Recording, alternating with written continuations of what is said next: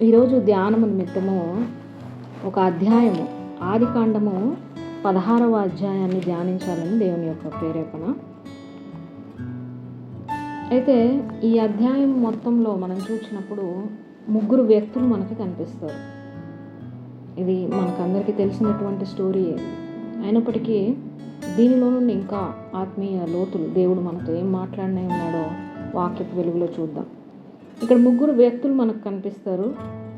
ఒకరు అబ్రహాము, 2 అబ్రహాము యొక్క భార్య సారాయి, 3 సారాయి యొక్క దాసి హాగరు. ఈ సిచ్యువేషన్ అంతా కూడా మనం చూస్తే కొంచెం దీనికి వెనక ఉన్న స్టోరీ కూడా మనం చూడాలి. అబ్రహామును దేవుడు 12వ అధ్యాయంలో మనం చూసినప్పుడు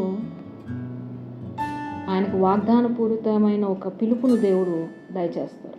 ఆ మాటను పట్టుకొని, దేవుని యొక్క వాగ్దానాన్ని పట్టుకొని తనకు కలిగిన వాటిని విడిచిపెట్టి అబ్రహాము దేవుని అనుసరిస్తూ మరి 16వ అధ్యాయం వచ్చేసరికి కనాను అనే ప్రాంతం ఏదైతే దేవుడు వాగ్దానం చేశాడో ఆ యొక్క ప్రాంతానికి చేరుకొని ఉంటారు.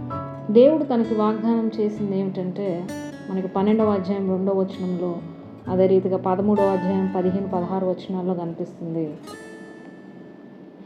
ఆయన సంతానాన్ని మరి ఆశీర్వదిస్తానని, మరి తన యొక్క సంతానము ఏ రీతిగా ఉంటుంది అనేటువంటి వాగ్దానము మనం 15, 16 వచనాల్లో చూస్తాం. 13వ అధ్యాయం, ఎందుకనగా నీవు చూచుచున్న ఈ దేశం అంతటిని నీకును నీ సంతానమునకును సదాకాలం ఇచ్చేదను, మరియు నీ సంతానము భూమి మీద నుండి రేణువుల వలె విస్తరింపచేసేదను. సో ఇది దేవుడు తనకిచ్చిన వాగ్దానం. ఒకటి, ఈ భూమిని నువ్వు చూస్తున్న ఈ భూమి అంతా నీ సంతానానికి ఇస్తా. ఆ సంతానం ఎలా ఉండబోతుందంటే రేణువులంతా, భూమి మీద నుండి రేణువులంతా విస్తారముగా, లెక్కింపలేనంత గొప్పగా ఉంటుంది. ఈ వాగ్దానాన్ని బట్టి వీరు ఆ ప్రాంతానికి చేరుకున్నారు, అక్కడ కొన్నాళ్ళు ఉన్నారు. అయినప్పటికీ వీరికి సంతానం కలగట్లేదు. సో ఇలాంటి పరిస్థితుల్లో జరిగినటువంటి సందర్భం ఇది. దేవుడు వాగ్దానాలు ఎందుకు ఇస్తాడంటే, వాగ్దానాల వర్కింగ్ స్టైల్ ఎలా ఉంటుందంటే, ఫస్ట్ వాగ్దానం ఇస్తాడు దేవుడు. రెండో స్టెప్ ఏంటంటే దాన్ని నమ్మాలి. ఎవరైతే వాగ్దానాన్ని రిసీవ్ చేసుకున్నారో వాళ్ళు దాన్ని నమ్మాలి. మూడవది కార్యం. ఏదైనా ఒక ప్రాసెస్కి స్టెప్స్ ఉంటాయి కదా జనరల్గా. సో ఈ ప్రాసెస్లో దేవుడు మొట్టమొదటి స్టెప్గా తన యొక్క వాగ్దానాన్ని ఇచ్చారు. రెండవది ఏంటి, వీరు నమ్మాలి దాన్ని. ఎన్నాళ్ళు నమ్మాలి? కార్యం జరిగే వరకు నమ్మాలి. సో ఈ ప్రాసెస్లో జరిగింది ఏంటంటే వీరిలో ఎక్కడో ఒక చిన్న అపనమ్మకం. వీరిలో అన్నప్పుడు అబ్రహాము, సారాయి ఇద్దరిలో ఏదో ఒక చిన్న అపనమ్మకము చోటు చేసుకున్నట్లుగా మనకి ఈ అధ్యాయం అంతా కూడా కనిపిస్తుంది. మనం మొదటి వచనం చూసినప్పుడు అబ్రహాము భార్య అయిన సారాయి అతనికి పిల్లలు కనలేదు. ఆమెకు హాగరు అను ఐగుప్తురాలైన దాసి ఉండెను. కాగా సారాయి, ఇదిగో నేను పిల్లలు కనకుండా యెహోవా చేసి ఉన్నాడు, నీవు దయచేసి నా దాసితో పొమ్ము, ఒకవేళ ఆమె వలన నాకు సంతానము కలగవచ్చునని అబ్రహాముతో చెప్పాను. ఇక్కడ 2 విషయాలు మనం చూస్తాం. ఒకటి ఏంటంటే 2వ వచనంలో ఆమె స్టేట్మెంట్ ఎట్లా ఉంది. సారాయి గారు, మనం 3 క్యారెక్టర్స్ అన్నాం కదా. ఫస్ట్ సారాయి గారి క్యారెక్టర్ మనం స్టడీ చేస్తే సారాయి గారి వర్షన్ ఎట్లా ఉందంటే, ఆమె ఏమంటుంది, నేను పిల్లలు కనకుండా యెహోవా చేసి ఉన్నాడు అంటే ఆమె యాక్సెప్ట్ చేస్తుంది, ఆమె అంగీకరిస్తుంది. ఏమని? నా గర్భము మీద సర్వాధికారము దేవునికే ఉంది అనే మాటను ఆమె అంగీకరిస్తుంది. అంగీకరించింది, కానీ దేవుని అధికారానికి వ్యతిరేకంగా వెంటనే ఆ పక్కనే ఏమంటుంది, నీవు దయచేసి నా దాసితో పొమ్ము. తన గర్భం మీద సర్వాధికారము దేవునిది అన్నప్పుడు ఎట్లా ఉండాలంటే, దేవుడు ఇయ్యలేదు అన్న ఆమె దేవుని టైం వచ్చినప్పుడు ఇస్తాడు అనే నమ్మకము ఉండాలి. కానీ వెంటనే ఆమె ఆ పరిస్థితిని తన చేతిలోకి తీసుకొని తను ఏమంటుందంటే, నీవు దయచేసి నా దాసితో పొమ్ము. అయితే సారాయి యొక్క ఈ మాటల నుంచి మనం అర్థం చేసుకునేది ఏంటంటే, ఆ మాటలో ఒక విధమైన బాధ, వేదన, ఒక పెయిన్ మనకు కనిపిస్తుంది. సామెతల గ్రంథం 13వ అధ్యాయం 12వ వచనంలో చూస్తాం మనం. ఒక మాట ఉంటుంది చూడండి. సామెతల గ్రంథము 13వ అధ్యాయము 12వ వచనంలో, కోరిక సఫలము కాకుండుట చేత హృదయము నొచ్చును, సిద్ధించిన మనోవాంఛ జీవవృక్షము. కోరిక అంట సఫలం కాకపోతే హృదయం ఏమవుతుంది? నొచ్చుకుంటుంది. ఆ నొప్పి నుంచి వచ్చినటువంటి బాధ, ఆ బాధలో తను పలికిన మాటలు ఏంటి? ఆమెకు అంత బాధ ఎందువల్ల కలిగింది అంటే, కొన్ని సంవత్సరాలుగా ప్రార్థనలు చేస్తున్నారు, కొన్ని సంవత్సరాల ప్రార్థనకి జవాబు రాలేదు అనేటువంటి బాధ. రెండోది, కొన్ని సంవత్సరాలుగా ఎదురు చూస్తుంది తన చేతులతో తన బిడ్డను ఎత్తుకోవాలని. ఎన్ని సంవత్సరాలైనా తన కౌగిట్లో బిడ్డలు లేరు అనేటువంటి బాధ. మూడవది, సమాజంలో తను ఎదుర్కొంటున్నటువంటి అవమానము నుంచి వచ్చిన బాధ. బిడ్డలు లేరు అంటే ఇప్పుడున్న ఈ సివిలైజ్డ్, బాగా టెక్నాలజీ, తెలివితేటలు, మాట అంత పాలిష్ అయిన తర్వాత కూడా బిడ్డలు లేరు అంటే ఒక రకమైన చిన్న చూపు సమాజంలో మనం ఇప్పటికీ చూస్తాం. అటువంటిది కొన్ని వేల సంవత్సరాల క్రితం బిడ్డలు లేరంటే ఆ సొసైటీ ఆ స్త్రీని ఏ రీతిగా ట్రీట్ చేస్తుంది అనేది మనం ఊహించాలి. ఆమె ఎంత పెయిన్ అనుభవిస్తుంది అనేది మనం అర్థం చేసుకోవాలి. సో వీటన్నిటిలో నుంచి వచ్చినటువంటి బాధ ఆమెను ఏం చేసిందంటే ఒక నిర్ణయం తీసుకోవడానికి ప్రేరేపించింది. అయితే సారాయి తన యొక్క నిర్ణయాన్ని తను జస్టిఫై చేసుకోవచ్చు. ఎందుకు తీసుకున్నావమ్మా నువ్వు ఈ నిర్ణయం అంటే, ఆమె అనొచ్చు కదా, దేవుడు అబ్రహాము ద్వారా ఇస్తా అన్నాడు కానీ నా పేరు ఎక్కడ మెన్షన్ చేయలేదే అని అనవచ్చు. దాన్ని ఇచ్చుకునే జస్టిఫికేషన్ అలా అయి ఉండవచ్చు. అయినప్పటికీ తను ఇంకొక కారణం కూడా మనం ఒకవేళ అర్థం చేసుకోవాలంటే, జిన్స్బర్గ్ అనే ఆయన అంటాడు. ఈ రీజన్ని జిన్స్బర్గ్ అనే ఆయన ముందుకు తీసుకొస్తాడు. ఏమనంటే, యాక్చువల్గా వీళ్ళు కానాను వెళ్ళాలి అనే ప్రపోజల్ ఎప్పుడు స్టార్ట్ అయిందంటే, మనం అందరం అనుకుంటాము దేవుడు అబ్రహాముని రమ్మన్నాడు, అబ్రహాం స్టార్ట్ చేశాడు ఈ జర్నీ అనుకుంటాము యాక్చువల్గా. కానీ ఇది అబ్రహాము గారి యొక్క ఫాదర్, వాళ్ళ తండ్రి గారి నుంచి స్టార్ట్ అయింది. మనం 11వ అధ్యాయము ఆ యొక్క 27వ వచనం నుంచి కనుక మనం చూస్తే, ఆదికాండము 11వ అధ్యాయము మనము 31వ వచనంలో చూస్తాం. తెరాహు ఎవరు? అబ్రహాం గారు ఫాదర్. తెరాహు తన కుమారుడగు అబ్రామును, తన కుమారుని కుమారుడు అనగా హారాను కుమారుడగు లోతును, తన కుమారుడగు అబ్రాము భార్య అయిన శారాయి అను తన కోడల్ని తీసుకొని కనాను వెళ్ళుటకు కల్దీల ఊరను పట్టణంలో నుండి వారితో కూడా బయలుదేరి హారాను మట్టుకు వచ్చి అక్కడ నివసించురి. యాక్చువల్గా ఈ జర్నీ స్టార్ట్ అయింది అబ్రహాం యొక్క నాన్నగారితోటి. కానాను వెళ్ళాలి అనేది వీళ్ళ టార్గెట్. దేవుడు అక్కడికి వెళ్ళమన్నారు. అయితే జరిగింది ఏంటంటే 11వ అధ్యాయం వచ్చేసరికి వీళ్ళు హారాను అనే ప్రాంతంలో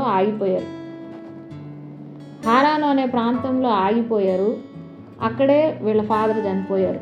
అబ్రహాం గారి యొక్క ఫాదర్ తెరాహు. ఆ కింద వచనాల్లో ఉంటే తెరాహు హారాన్లో మృతి పొందారు. వీళ్ళు ఎందుకు ఆగిపోయారు అక్కడ అంటే వేరియస్ రీజన్స్ కావచ్చు. అక్కడికి వెళ్ళాక తెరాహు గారి ఆరోగ్యం పాడవచ్చు, ఇంకేదైనా కావచ్చు. వాళ్ళు అక్కడ సెటిల్ అయిపోయారు. కానీ దేవుడు వెళ్ళమన్నది ఎక్కడికి? కనాన్కి. వీళ్ళు ఆగిపోయింది ఎక్కడ? హారాన్లో ఆగిపోయారు మధ్యలో. సో అబ్రహాము శారాయి ఏమనుకునే వాళ్ళంటే,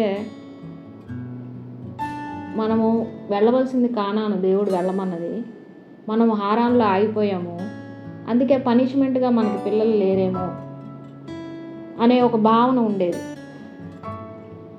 సరే, ఫస్ట్ అయితే మనం దేవుడు చెప్పినట్లు చేద్దాం. 12 అధ్యాయంలో మళ్ళీ ఎప్పుడైతే దేవుడు దర్శిస్తాడో, సరే ముందు మనం కానాను వెళ్ళిపోదాము. ఒకవేళ అక్కడికి వెళ్ళాకైనా దేవుడు మన గర్భాలు తెరుస్తాడేమో, నా గర్భం తెరుస్తాడేమో, మనకు సంతానం ఇస్తాడేమో. సో అక్కడి నుంచి బయలుదేరి కానాను వచ్చిన తర్వాత కూడా 16వ అధ్యాయం వచ్చేసరికి 10 ఏళ్ళు గడిచింది. 16వ అధ్యాయం వచ్చేసరికి వీళ్ళు కానాను చేరి 10 సంవత్సరాలు గడిచింది. మొదటి సంవత్సరం ప్రార్థించారు, ఎందుకంటే వీళ్ళకి ఒక నమ్మకం, దేవునికి విధేయత ఇప్పుడు మనం పర్ఫెక్ట్గా విధేయత చూపించినట్టు. సో ఇప్పుడు దేవుడు మనల్ని దర్శించవచ్చు. మొదటి సంవత్సరం ఎదురు చూశారు, రెండో సంవత్సరం 3, 4, 5, 6, 7, 8, 9, 10 సంవత్సరాలు అయిపోయింది. ఇంకా గర్భం తెరవలేదు దేవుడు. సో అందుకనే ఏం చేస్తుంది, ఇంకా తప్పదు, ఇప్పుడు మనం ఏదో ఒకటి చెయ్యాలి, మనం ఏదో ఒక నిర్ణయం, మన సొంత నిర్ణయం మనం ఏదో ఒకటి తీసుకోవాలి అనేటువంటి ప్రేరేపణతో ఏం చేస్తుందంటే తన యొక్క దాసిని తన భర్తకు ఇస్తుంది. ఈ సిచ్యువేషన్లో మనము అబ్రహాం గారి యొక్క వర్షన్ ఎట్లా ఉందో కూడా చూడాలి. ఒకటి సారాయి వర్షన్ అంతా చూసాం మనము. అబ్రహాం ఏ రకంగా దీన్ని హ్యాండిల్ చేశారు. మనం లిటరల్గా చెప్పాలంటే అబ్రహాం గారు ఈ సిచ్యువేషన్లో ఫెయిల్ అయ్యారు, 100% ఫెయిల్ అయ్యారు. ఎందుకంటే దేవుని యొక్క స్నేహితుడిగా తనకు పేరుంది, దేవుణ్ణి బాగా నమ్మిన ఒక విశ్వాసిగా, విశ్వాసులకు తండ్రిగా తనకు పేరుంది. అటువంటి అబ్రహాము గారు ఈ సిచ్యువేషన్లో ఒకవేళ సారాయి గారు తనకు ప్రపోజల్ తెచ్చినా తను ఏమి రిప్లై ఇచ్చి ఉండాల్సిందంటే, ఆగమ్మా సారా, ఇది మనము తీసుకోవాల్సిన నిర్ణయం కాదు,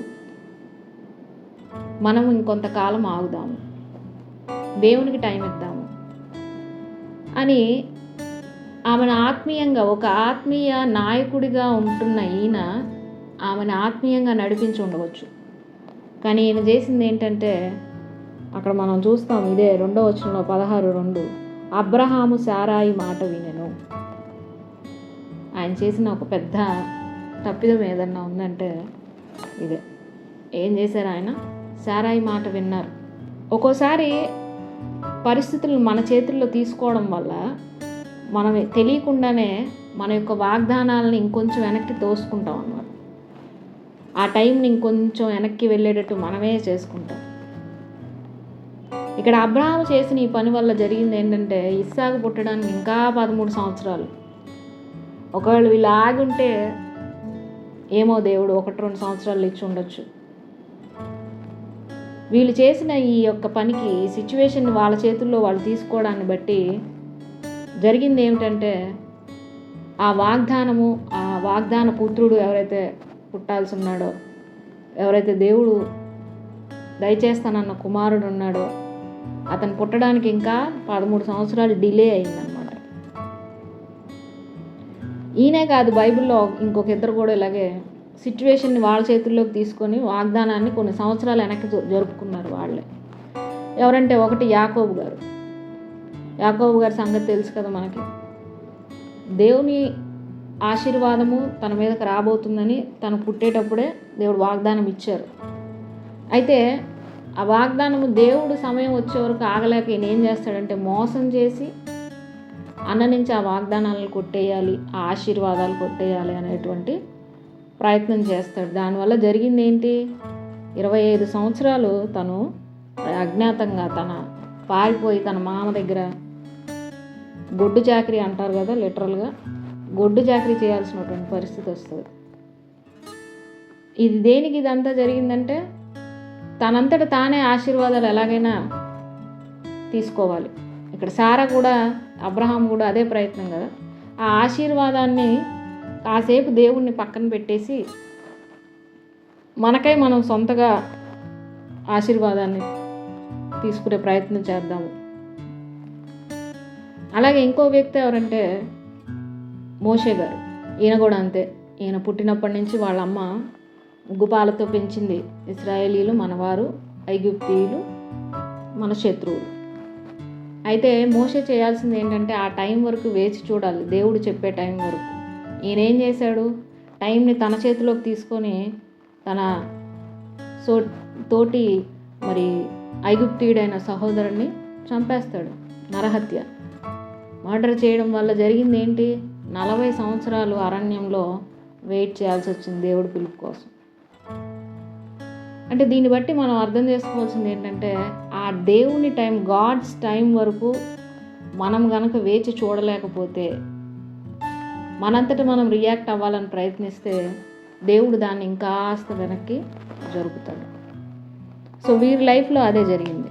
అబ్రహాంలో ఒక విసుగు, ఇన్ని సంవత్సరాలు వెయిట్ చేశాను, ఇంకా జరగట్లేదు నా జీవితంలో ఈ కార్యం. అటువంటి పరిస్థితుల్లో దేవుని మీద నమ్మకం తీసివేసి తన యొక్క జ్ఞానాన్ని, తన యొక్క తెలివిని ఆధారం చేసుకొని, మనకు అందుకే సామెత 3వ అధ్యాయము 5వ వచనం, నీ స్వబుద్ధిని ఆధారం చేసుకొనక నీ పూర్ణ హృదయంతో యెహోవా యందు నమ్మకం ఉంచుము. ఇక్కడ అబ్రహాం చేసింది దీనికి కంప్లీట్గా ఆపోజిట్ కదా. తన స్వబుద్ధిని ఆధారం చేసుకొని యెహోవా యందు నమ్మకం లేకుండా తన సొంతగా నిర్ణయం తీసుకునే ప్రయత్నం చేశారు. సో వీళ్ళిద్దరి యొక్క ప్రవర్తన ఎలా ఉంటే, మూడో వ్యక్తి హాగరు. ఈ హాగరు యొక్క పాత్ర ఏంటి దీని అంతట్లో అని మనం చూసినప్పుడు, అసలు ఈ హాగరు యొక్క బ్యాక్గ్రౌండ్ ఏంటంటే, ఈవిడ ఒక ఐగుప్తీయురాలైన దాసురాలని మనం చూసాం కదా ఇంట్రొడక్షన్ ఫస్ట్ వచనంలో. అయితే ఈమె ఎక్కడి నుంచి వచ్చిందంటే మనందరికీ తెలుసు, అబ్రహాం గారు మరి కరువు వచ్చినప్పుడు ఐగుప్తుకు వెళ్ళిపోతారు. ఐగుప్తుకు వెళ్ళినప్పుడు అక్కడ మనం 12వ అధ్యాయంలోనే చూస్తాం ఈ మాటలు కూడా. అక్కడ శారాని మరి నా సహోదరి అని ఇంట్రడ్యూస్ చేస్తారు అక్కడ అందరికీ. అయితే జరిగింది ఏంటంటే, ఫరో ఆమెను తీసుకొని ఆమెను భారీగా ఉంచుకోవడానికి తీసుకువెళ్ళిపోతాడు. వెళ్ళినప్పుడు దేవుడు అతన్ని దర్శిస్తాడు. దర్శించినప్పుడు తాను చేసిన తప్పిదానికి, పాపానికి ప్రాయశ్చిత్తంగా ఫరో ఏం చేస్తాడంటే 12వ అధ్యాయం 16వ వచనంలో చూస్తాము, అతడు ఆమెను బట్టి అబ్రహామునకు మేలు చేసెను, అందువలన అతనికి గొర్రెలు, గొడ్లు, మగగాడిదలు, దాసులు, పనికత్తెలు, ఆడగాడిదలు, ఒంటెలు ఇయ్యబడెను.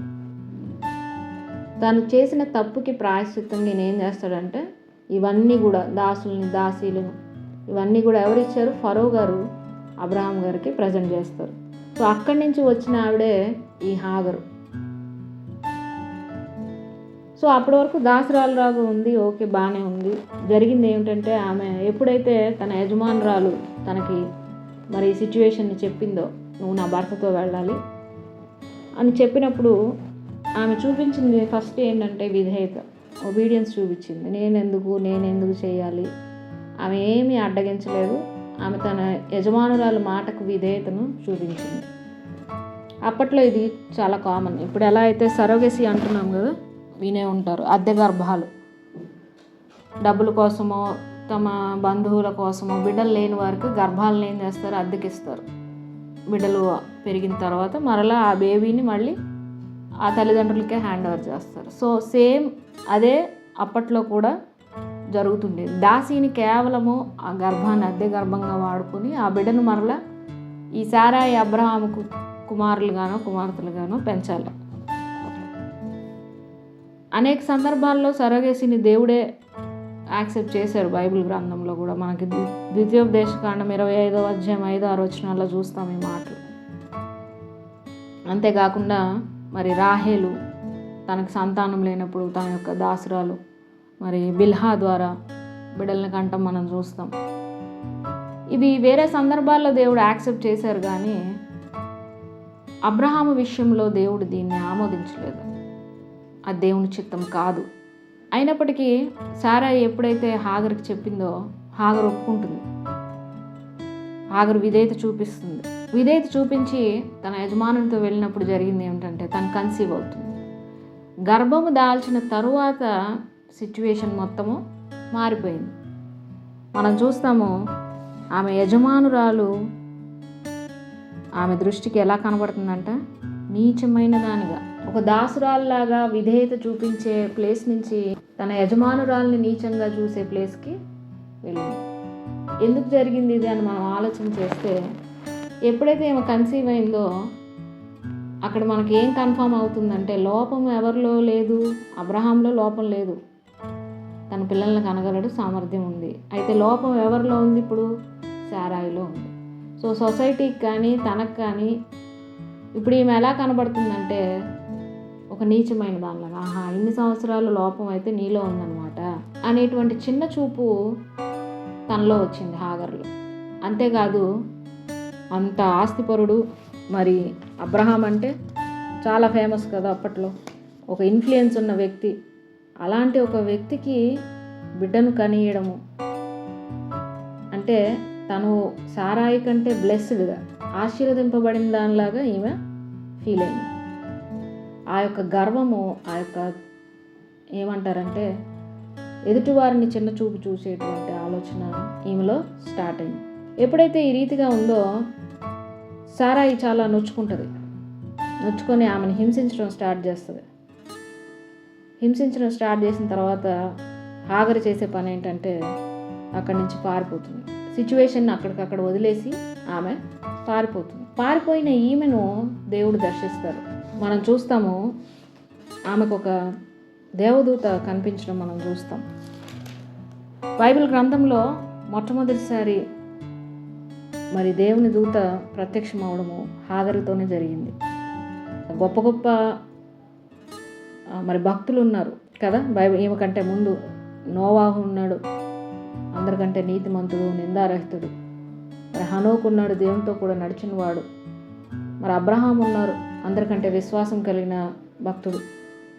వీళ్ళందరినీ విడిచిపెట్టి ఒక దాసి, తన హృదయం నిండా గర్వంతో ఉన్న వ్యక్తి, తనున్న పరిస్థితి నుంచి పారిపోయి వస్తున్న ఒక వ్యక్తి, ఇటువంటి ఒక స్త్రీకి దేవదూత ప్రత్యక్షంగా వెళ్ళి కనబడాల్సిన అవసరం ఏముంది అంటే మనం అర్థం చేసుకోవాల్సింది, దేవుని ప్రేమ లోక ప్రేమల వంటివి కాదు. లోకం ఏం చేస్తుంది, ఈ పైన ఈ భక్తి కావచ్చు, మంచితనం కావచ్చు, ఇంకేదైనా కావచ్చు, లోక ప్రేమ ఎంతసేపు మంచి ఎటుందో లేదా లాభం ఎటుందో, ఫేవరబుల్ సిచ్యువేషన్స్ ఎటుందో అటే ఉంటుంది. కానీ దేవుని ప్రేమ లోక ప్రేమ వంటిది కాదు. ఎక్కడైతే వ్యతిరేకత ఉందో, ఎక్కడైతే పాపం ఉందో, పాపులను ప్రేమించడానికే ఆయన వచ్చి ఉన్నాడనే మాట ఉంటుంది. అదే రీతిగా ఇక్కడ హాగరును దేవుడు జ్ఞాపకం చేసుకుంటున్నారు. దేవునికి ఇష్టమైన పని అంటే ఇది. ఎవరైతే ఈ రీతిగా తప్పిపోయారో, ఎవరైతే పారిపోతున్న సిచ్యువేషన్లో దేవునికి వ్యతిరేకంగా జీవిస్తున్న వారు ఉన్నారో, అటువంటి వారిని పిలిచి వారితో మాట్లాడి వారిని సరిచేయడం అనేది అన్నిటికంటే దేవునికి ఇష్టమైన పని అంట. సో ఆ రీతిగా హాగరును ఏం చేస్తున్నారంటే ఇక్కడ ఆయన దర్శిస్తున్నారు. దర్శించినప్పుడు ఒక ప్రశ్న అడుగుతారు. మనం చూస్తాం ఇదే 16వ వచనంలో, సారాయి దాసివైన హాగరు, ఎక్కడి నుండి వచ్చితివి, ఎక్కడికి వెళ్ళుచున్నావు? అంటే దూతకు తెలియదా ఆమె ఎక్కడి నుంచి వస్తుంది, ఎక్కడికి వెళ్తుంది, అన్నీ తెలుసు కదా. అయినప్పటికీ ఈ ప్రశ్న వెనకాల లోతును మనము జ్ఞాపకం చేసుకోవాలి.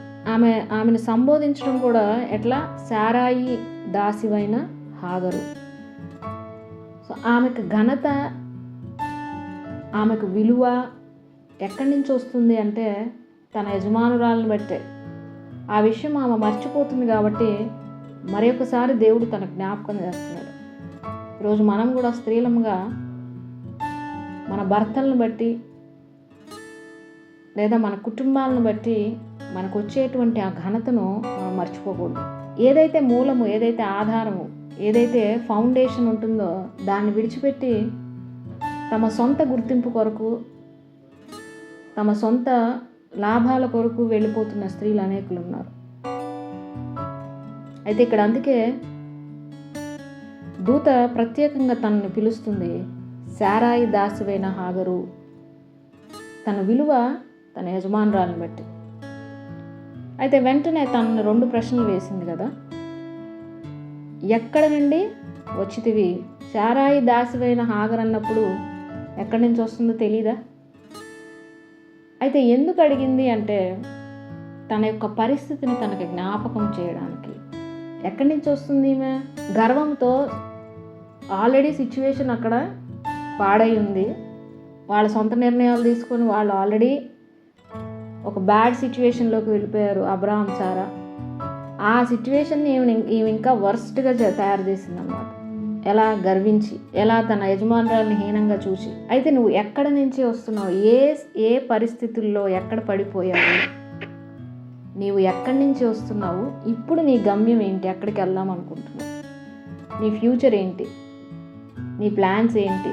సో తనకి ఈ 2 ప్రశ్నలకి తన దగ్గర జవాబు లేదు. అయితే ఇప్పుడు దూత అంటుంది, నీ కొరకు నేను ఒక ప్రణాళికను సిద్ధం చేసి ఉంచారు. నీ దగ్గర ఈ రెండిటికి జవాబు లేదు కదా, గమ్యం లేదు, గమ్యం లేనటువంటి ఒక ప్రయాణము. సో ఇటువంటి సందర్భంలో నీ ఫ్యూచర్ ఏంటో, నీ పట్ల దేవుని ప్రణాళిక ఏంటో నేను తెలియపరుస్తాను అన్నట్లుగా దేవుని దూత మాట్లాడటం మనం చూస్తాం. అక్కడ ఆ స్త్రీకి మరి గొప్ప వాగ్దానము, ఇష్మాయేలును మరియు యెహోవా దూత, ఇదిగో యెహోవా నీ మొరను వినెను, నీవు గర్భవతివై ఉన్నావు, నీవు కుమారుని కని అతనికి ఇష్మాయేలు అని పేరు పెట్టదు.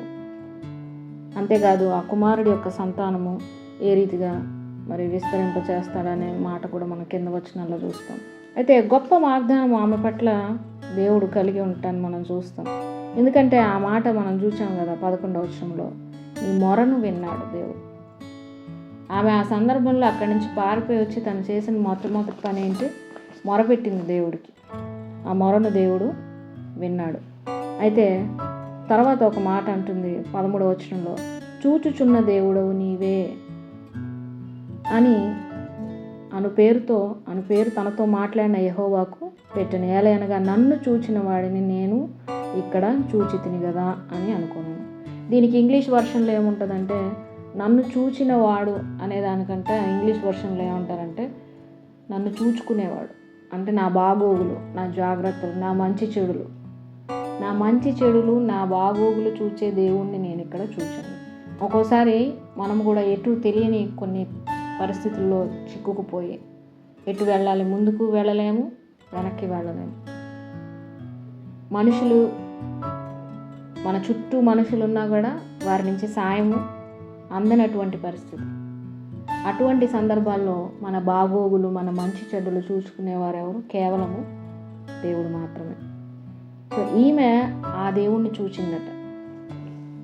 ఎప్పుడైతే దేవుణ్ణి ముఖాముఖిగా ఈ రీతిగా చూసుకునే పరిస్థితి ఏర్పడుతుందో ఆ వెంటనే ట్రాన్స్ఫర్మేషన్ వస్తుంది. అంటే హృదయంలో పరివర్తన వస్తుందట. దేవుణ్ణి ముఖాముఖిగా చూసేటువంటి అనుభవంలో ఏమొస్తుంది? పరివర్తన వస్తుంది. ఈమె వెంటనే గర్వంతో నిండిన హృదయం ఏమది ఎట్లా అయిపోయిందంటే, ఇప్పుడు దేవుడు అంటాడు, నీ వెళ్ళి మరి నీ యొక్క యజమానురాల దగ్గర విధేయత కలిగి ఉండు. ఆ మాటకు వెంటనే తను ఏం చేస్తుంది? లోబడుతుంది. ఏ యజమానురాలనైతే హీనంగా చూసి, ఏ యజమానురాల నుండి అయితే గర్వపు హృదయంతో తిరిగి వచ్చిందో, ఎప్పుడైతే దేవుణ్ణి ముఖాముఖిగా చూసిందో తన హృదయంలో పరివర్తన, మారు మనస్సు అనేది కలగడం వల్ల వెంటనే ఏం చేస్తుంది? దేవుడు తనకు ఆజ్ఞాపించినట్లుగా తను వెళ్ళమన్న చోటికి మరలా తన యజమానురాల దగ్గరికి వెళ్ళి తన క్రింద మరి అణిగిమణిగి ఉండడం మనం చూస్తాం. ఒకవేళ దేవుడు అనుకుంటే అదే ఎడారి ప్రాంతంలో హాగరును లేకుండా చేసేయవచ్చు. ఈరోజు మనం హాగరు గురించి ఇంత మాట్లాడుకునే పరిస్థితి ఉండేది కాదు. హాగరు యొక్క సంతానం ఇష్మాయేలు. ఈరోజు అరబ్ కంట్రీస్ అన్నిటికీ కూడా మూలము ఇష్మాయేలు, అరబ్ ప్రజలందరికీ కూడా. ఆ రీతిగా చరిత్రలో ఒక జనాంగమే లేకుండా పోయేది. కానీ దేవుడు ఎందుకు ఈమెను ఏర్పాటు చేసుకున్నారంటే, దేవునికి లోబడితే, దేవుని దగ్గర పశ్చాత్తాపము, దేవునితో ముఖాముఖి అనుభవం కలిగి ఉంటే జరిగేటువంటి లాభాలేంటి? మరలా దేవుడు హాగరును అబ్రహాము సారాయి లైఫ్లోకి పంపిస్తాడు. మరలా దేవుడు హాగరును ఆ స్టోరీలో ఉంచుతారు తన సంతానాన్ని ఆశీర్వదించడానికి. కాబట్టి ఇదంతా కూడా హాగరు యొక్క లైఫ్ నుంచి మనము అర్థం చేసుకోవచ్చు. ఈరోజు క్రైస్తవులు అయిన మనకు కూడా హాగరుకి ఇచ్చినటువంటి వాగ్దానము కంటే గొప్ప వాగ్దానం దేవుడు మనకిస్తున్నాడు. అదేంటంటే మత్తయి సువార్త 28వ అధ్యాయము 20వ వచనం చూస్తాం. నేను మీకు ఏ సంగతులను ఆజ్ఞాపించుతునో వాటిని అన్నిటినీ గైకొనవలనని వారికి బోధించుడి. ఇదిగో నేను యుగ సమాప్తి వరకు సదాకాలము మీతో కూడా ఉన్నానని వారికి చెప్పాను. ఈరోజు దేవుడు మనకిస్తున్న గొప్ప వాగ్దానం ఇది. అదేమిటంటే యుగ సమాప్తి వరకు సదాకాలము దేవుడు మనతో కూడా ఉంటున్నారు. ఎలాంటి సందర్భాల్లో? నీ కష్టాల్లో, మరి సేవను నువ్వు ముందుకు తీసుకెళ్ళలేనటువంటి పరిస్థితుల్లో, మినిస్ట్రీ బాధ్యతలు మనం భుజాన వేసుకున్నప్పుడు, ఏ సేవ అయినా కావచ్చు, అది ఒక్కొక్కసారి ముందుకు తీసుకెళ్ళలేనటువంటి పరిస్థితి వస్తుంది. ఆ మినిస్ట్రీలో కొన్ని బాధలను, కొన్ని పెయిన్స్ మనం ఫేస్ చేయాల్సి వస్తుంది. అలాంటప్పుడు దేవుడిస్తున్న వాగ్దానం ఏంటి? యుగ సమాప్తి వరకు సదాకాలము మీతో కూడా ఉంటాను. ఒక్కొక్కసారి సిచ్యువేషన్ నుంచి పారిపోవాలనిపిస్తుంది. ఇది ఇంతకంటే మేము హ్యాండిల్ చేయలేము, ఎటన్నా పారిపోతే బాగుండు, ఈ ఆలోచన రాని స్త్రీలు ప్రత్యేకంగా ఎవరు ఉండరు. ఎందుకంటే ఒక స్త్రీగా అనేకమైన బాధ్యతలు, కుటుంబాన్ని, అందులోనూ సేవ మినిస్ట్రీలో పాల్పంచుకునే స్త్రీలకు మరి ఇంకెక్కువ టెన్షన్స్ ఉంటాయి. ఫ్యామిలీని హ్యాండిల్ చేయాలి, మినిస్ట్రీని హ్యాండిల్ చేయాలి, జాబ్ చేసుకునే వాళ్ళు జాబ్ హ్యాండిల్ చేయాలి, పిల్లలు. సో ఇవన్నీ ఉన్నప్పుడు ఒక్కొక్కసారి స్త్రీలకు ఏమనిపిస్తుంది అంటే ఇక్కడి నుంచి పారిపోతే బాగుండు, ఎటన్నా వెళ్ళిపోతే బాగుండు అనేటువంటి ఆలోచన వచ్చే స్త్రీలు ఉన్నారు. కాబట్టి దేవుడు ఆ రోజు హాగరుకు ఇచ్చారు వాగ్దానం ఏమని, ఆమె యొక్క సంతానాన్ని ఆశీర్వదిస్తానని. అన్నట్లుగానే ఈరోజు ఆమె సంతానము ఎంతో విస్తరించబడి ఉంది భూమి మీద. మరి అదే రీతిగా క్రైస్తవ స్త్రీలము, క్రైస్తవులైన మనకు దేవుడిచ్చే వాగ్దానము సదాకాలము, దేవుడు యుగ సమాప్తి వరకు మనతో కూడా అంటున్నారు. ఆయన ఇచ్చిన వాగ్దానాన్ని బట్టి మనకిచ్చిన బాధ్యతలను మనం అందరం కూడా మరి నెరవేర్చుదుముగాక.